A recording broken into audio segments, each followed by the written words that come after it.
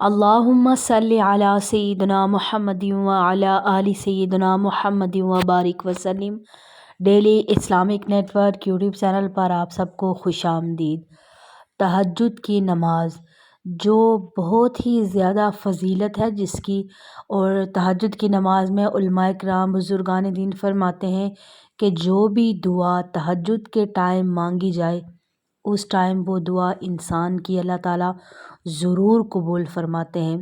تو تہجد کی نماز، اس میں اکثر لوگ کیا کرتے ہیں کہ ایک غلطی کرتے ہیں کہ جس کی وجہ سے ان کی نماز ضائع ہو جاتی ہے۔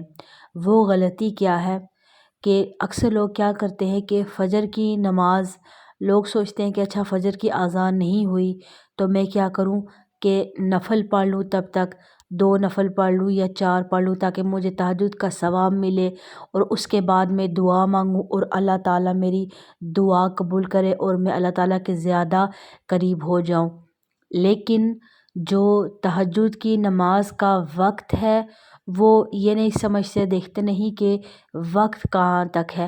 تہجد کی نماز کا وقت عشاء کے بعد سے لے کر جو طلوع فجر تک ہے، فجر کی اذان تک نہیں، کیونکہ بعض دفعہ مساجد میں اذان لیٹ دی جاتی ہے، کہیں دفعہ طلوع فجر کے بعد اذان آدھا گھنٹہ 20 منٹ، بعض دفعہ اسی ٹائم پہ دے دیتے ہیں، یا بعض دفعہ زیادہ لیٹ بھی دے دیتے ہیں، یعنی ہر مسجد کا اپنا اپنا ٹائم ٹیبل ہوتا ہے، تو وہ اسی حساب سے پھر اذان دیتے ہیں۔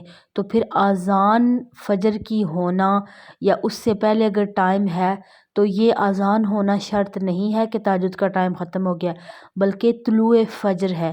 اب طلوع فجر آپ اپنے علاقے میں دیکھیں گے، آپ اپنا کیلنڈر دیکھیں گے کہ ہمارا اصل میں فجر کس وقت طلوع ہوتی ہے، تو اس وقت تہجد کا ٹائم ختم ہو جاتا ہے۔ اور اس کا بہترین وقت کون سا ہے تہجد کی نماز ادا کرنے کا؟